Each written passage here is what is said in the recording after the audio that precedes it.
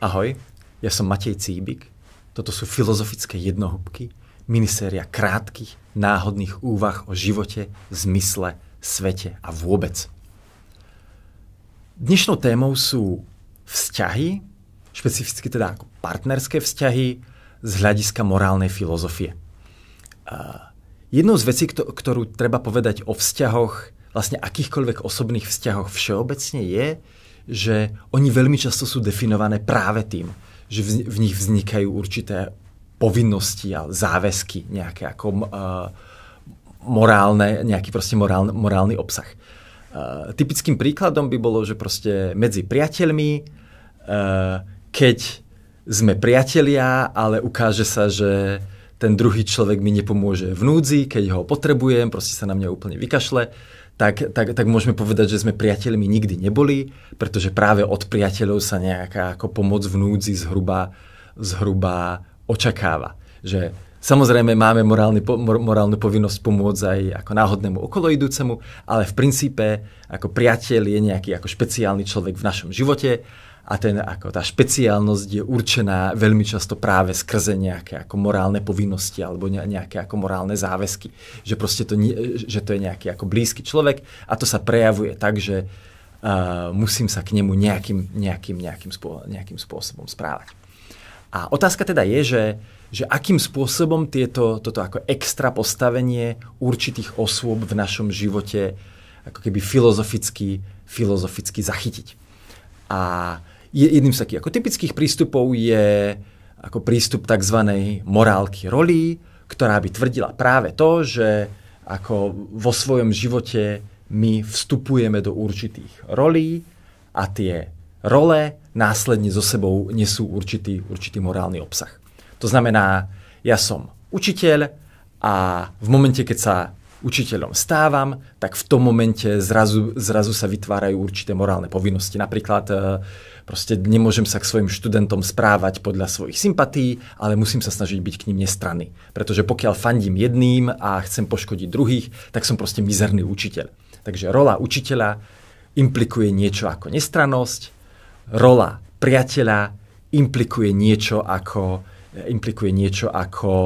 proste pomoc v núdzi a nejaký ďalší typ morálneho obsahu, nejaké ďalšie typy proste záväzku, povinnosti a tak ďalej a tak podobne. A teraz tá otázka, ktorú si chcem klásť dnes je, ako je to teda s partnerskými vzťahmi. Najmä teda ako s dlhodobými partnerskými vzťahmi, čo sa týka povinnosti. Tu dlhodobo práve partnerské vzťahy, manželstvo špecificky bolo tiež vnímané skrze optiku vlastne morálky rolí. To znamená, v momente, keď vstupujeme do nejakého dlhodobého partnerstva, hlavne teda keď vstupujeme do manželstva, tak získavame nejaký ako zoznam povinností, ktoré teda ako musíme následne plniť. Veľmi často v minulosti to bolo tak, že ten súbor povinností bol veľmi, tak povediec, ako keby gendrovo určený.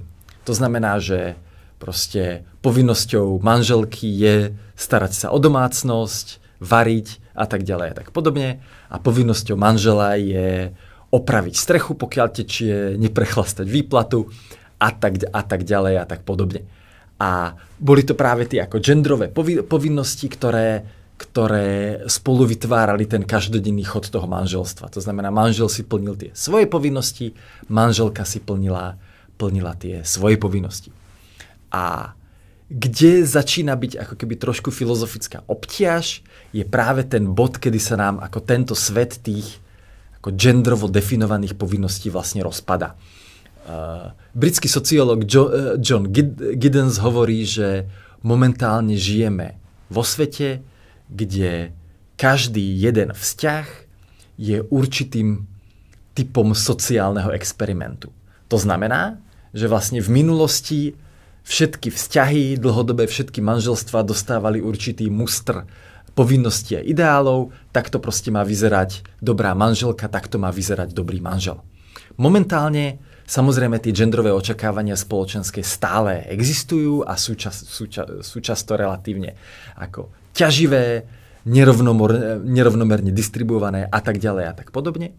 Ale už ten ako naozaj ako zdrvujúci tlak práva na jednej strane, manželstva na druhej strane a spoločenských očakávaní ohľadom genderových rolí už nie je teda zďaleka taký veľký, takže si veľmi dobre vieme predstaviť a vidíme vo svojom okolí spústu manželstiev, kde proste nevarí manželka, ale varí manžel, kde si to proste ako jednotliví ako ľudia v tom vzťahu nejakým spôsobom dohodnú.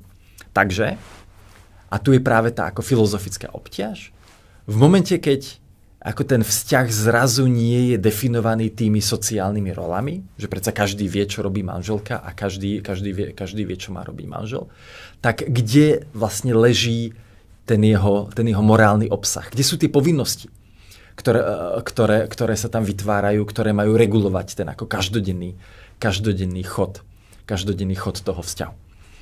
A jedna z tých ako intuitívne najrýchlejších odpovedí na túto otázku by bola nejaká forma toho, čo filozofi nazývajú voluntarizmus. To znamená, že je to čisto o tom, ako sa my dvaja ako keby dohodneme. To znamená, v minulosti to bolo tak, že súčasťou role manželky bolo to, že varí. Dnes je to tak, že si proste v piatok večer s manželkou sadneme a dohodneme sa, že kto bude variť v sobotu, kto bude variť v nedeľu, čo bude variť a tak ďalej a tak podobne. To znamená, tá ako morálka rolí na jednej strane ustúpila a na druhej strane ako prišlo niečo ako proste neustále dohadovanie sa, že kto bude robiť čo a za akých okolností a do akej miery a tak ďalej a tak podobne. Takže tento voluntarizmus samozrejme vysvetľuje veľkú časť manželských povinností, ale, a to by som sa snažil nejakým spôsobom ako tvrdiť alebo vysvetliť počas tejto filozofickej jednohúbky, zďaleka nedefinuje všetky manželské povinnosti a vzniká nám tam ako keby určitá medzera v tom našom ako vysvetlení, v tom našom modeli toho, že ako fungujú dlhodobé partnerské záväzky. A konkrétne, čo by som tvrdil, je, že vlastne veľa povinností a záväzkov, ktoré vznikajú, nie sú ani súčasťou role manžela, manželky, partnera, partnerky a nie sú ani súčasťou vlastne tej explicitnej dohody. Jedným takým ako typickým príkladom by bolo slávenie narodenín. V niektorých vzťahoch je slávenie narodenín partnera alebo partnerky naozaj ako veľkou udalosťou, ktorá je spojená ako s očakávaniami, priam až povinnosťami. To znamená, keď má proste môj manžel, moja manželka narodeniny, tak to potrebujeme poriadne osláviť, potrebujem proste vymyslieť nejaký ako pekný darček, potrebujem ho niekam pozvať, ju niekam pozvať a tak ďalej a tak podobne. To znamená, že máme tu ako oslavu narodenín, kde ako vznikajú pomerne veľké morálne povinnosti. To, že tam vznikajú pomerne veľké morálne povinnosti, vidíme aj v tom, že v momente, keď tomu ako niekto z nás nedostojí, tak následne ako vznikne vo vzťahu ako dusno, naštvanie, ktoré môže dokonca viesť až ako k rozchodu. Čo by nám práve ukazovalo, že tie morálne povinnosti ohľadom narodenín naozaj vedia byť v dlhodobých vzťahoch veľmi, veľmi silné. Ale tak tá ako otázka následne teda je, že ako odkiaľ vznikajú tie silné morálne povinnosti. Pretože ako nie je to dané tou rolou, pretože ako všetci vieme, že ako v určitých vzťahoch sa tie narodeniny moc neslávia a v určitých vzťahoch práve sa slávia veľmi, takže nemôže to byť rolou. A nie je to ani tou dohodou, pretože ako kto sa vo vzťahu dohodne, že ako OK a súčasťou nášho manželstva bude to, že proste s manželkou budeme sláviť narodeniny naplno a bude to vždy veľká vec. Ako nikto sa takto nikdy explicitne nedohodol. Takže musí to byť niečo iné. A tou mojou hypotézou v tomto momente by bolo, že vlastne tie silné morálne povinnosti vznikajú vlastne vzájomným porozumením, respektíve ako zladením vzájomných očakávaní a vzájomným určením toho, akože určitých vecí za dôležité, trochu dôležité a menej dôležité. To znamená, je to práve nejaké akože vzájomné porozumenie toho, v rámci toho konkrétneho vzťahu, ktoré vytvára niečo ako silné morálne povinnosti toho, že niekto ako niečo môže spraviť alebo nemôže spraviť, že v našom vzťahu sa niečo robí tak a niečo sa robí inak. To je ale ako keby, tam vzniká podľa mňa ako trochu problém, ktorý je ako veľmi typický pre ako súčasné intimné vzťahy ako naprieč spoločnosťou. A to je práve to, že ako pokiaľ je to práve dané vzájomným porozumením, ktoré nie je vždy explicitné, tak všetky tie povinnosti a záväzky zrazu visia ako keby trošku vo vzduchoprázdne a sú práve ako dané tým, že ten ako partner a partnerka sa ako zhodli a nejak proste tomu spoločne veria.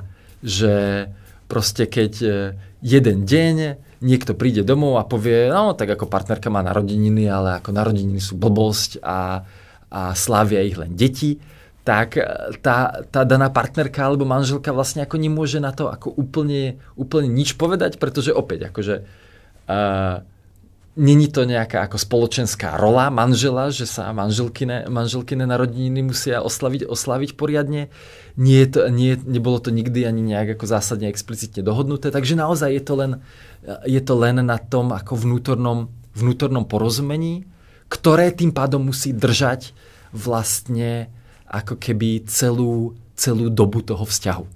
A z toho vyplýva podľa mňa tá ako zásadná diagnóza súčasných vlastne ako partnerských vzťahov akýchkoľvek a teda, že oni sú tak ako trošku krehkejšie, než tomu bolo v minulosti. A ten ako podľa mňa zásadný dôvod, prečo tie súčasné partnerské vzťahy sú trošku krehkejšie, ako tomu bolo v minulosti, je práve ten, že v momente ako v minulosti, keď máme ako jasné genderovo dané role, z ktorých vyplýva nejaký ako ideál dobrého manžela a dobrej manželky, tak proste ten ako ideál dobrého manžela a dobrej manželky je tak povediac ako keby hodnotiteľný zvonku. To znamená, proste keď vidíme, že dom má deravú strechu a manžel sa nemá k tomu, aby to opravil, tak celá dedina vidí, že to je proste zlý manžel a následne sa môže nejakým spôsobom proste vzniknúť nejaký ako spoločenský tlak na to, aby ten manžel proste robil svoju rolu a robil ju aspoň trochu dobre. Na druhej strane, keď proste manželka nevarí a neupratuje, opäť akože zlé jazyky po dedine idú, že je to proste zlá žena a tým pádom vzniká ako keby určitá forma vlastne spoločenského tlaku na to, aby sme si tie ako svoje manželské povinnosti plnili tak, ako je spoločensky očakávané. Ale v momente, keď spústa tých našich ako manželských povinností ako nie je takýmto spôsobom daná nejakou ako spoločenskou rolou, ale je daná vlastne ako sériou ako očakávaní vzájomných alebo nejakého ako porozumenia toho, že ako tieto veci v našom vzťahu považujeme za dôležité, tieto veci považujeme za menej dôležité, akože varenie alebo upratovanie považujeme za dôležité, ako spoločný čas trávený určitým spôsobom považujeme za dôležitý, slávenie narodenín považujeme za dôležité a tak ďalej a tak podobne. Tak v momente, keď to nie je dané externe, ale je to dané len nejakým ako našim vzájomným porozumením, tak v momente, keď ako jeden z partnerov ako proste to prestane nejakým spôsobom dodržiavať, v momente, keď sa to porozumenie stratí, tak to vlastne znamená, že tam nie je nejaký ako arbiter. Nie je tam tá ako dedina, ktorá môže vyhodnotiť toho manžela alebo tú manželku ako proste zlého manžela alebo zlú manželku a môže vyvíjať určitý spoločenský tlak. Takže bez tej ako keby externej konštrukcie tie vzťahy sú ako v istom zmysle hlbšie, pretože práve ako do veľkej miery vznikajú nejakým akože vzájomným porozumením, vzniká tam a práve akože to popisuje ten spomínaný John Giddens, vzniká tam ako nejaká ako skutočná intimita práve v tom, že sú to ako v jeho terminológii pure relationships, ako sú to čisté vzťahy práve v tom, že sú to vzťahy, ktoré sami seba nejakým spôsobom definujú. Takže oni sú ako v istom zmysle hlbšie, sú položené sú založené teda na vzájomnom porozumení, na zladených očakávaniach a tak ďalej. Takže ako dostávame ako intimitu, dostávame ako hĺbku, ale na druhej strane ako nemáme práve tie ako externé barličky, ktoré ako môžu vyvolávať tlak na plnenie tých základných povinností. Takže tie vzťahy sú možno hlbšie, ale sú nejakým spôsobom krehkejšie. A takže to by bola nejaká moja ako základná teória o tom, ako funguje morálka v súčasných vzťahoch, ako vlastne vznikajú záväzky v súčasných vzťahoch a tá ako to hlavné ako poučenie z tohto vzťahu by bol, teda z tejto krátkej úvahy by bolo, že teda bohužiaľ, alebo teda chvala Bohu, alebo žiaľ Bohu, je to tak, že ako výber partnera v súčasnej dobe je trošku zložitejší a trošku náročnejší a trošku dôležitejší než výber partnera v minulosti. Takže vám všetkým želám šťastnú ruku. Dovidenia na budúce.